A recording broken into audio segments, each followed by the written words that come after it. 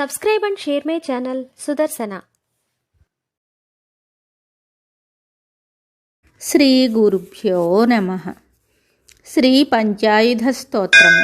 సశంఖ చక్ర సగదాపి సర్గం పీతాంబరం కౌస్తుభవత్సచిహ్నం శ్రియా సమేతోజ్వల శోభితాంగం విష్ణుం సదాహం శరణం ప్రపద్యే.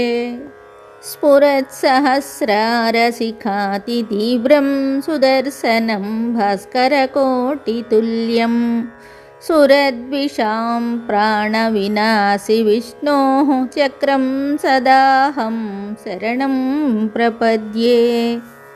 విష్ణోర్ముఖోత్థానిలపూరితస్య యస్య ధ్వనిర్దానవదర్పహం తం పాంచజన్యం శశికోటిశుభ్రం శంఖం సదాహం శరణం ప్రపద్యే.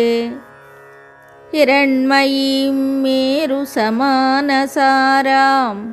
కౌమోదకీం దైత్యకులైకహంత్రీం వైకుంఠవామాగ్రకరాగ్రమృష్టాం గదాం సదాహం శరణం ప్రపద్యే.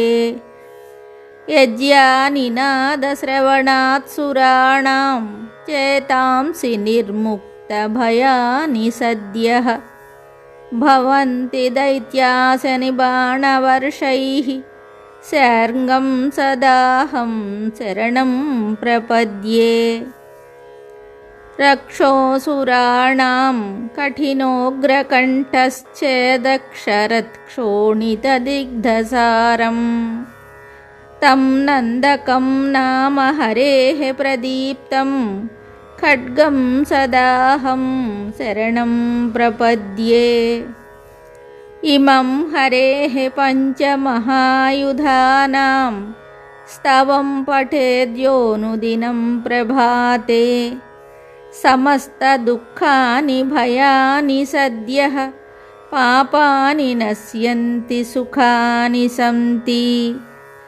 వనే రణే శత్రుజలాగ్నిమధ్యే యదృశ్చయాపత్సు మహాభయేషు పఠేత్విదం స్తోత్రమనాకులాత్మా సుఖీ భవేత్ తత్కృత సర్వరక్షః. ఇది పంచాయుధ స్తోత్రం సంపూర్ణం. శుభం. Subscribe and share my channel Sudarsana.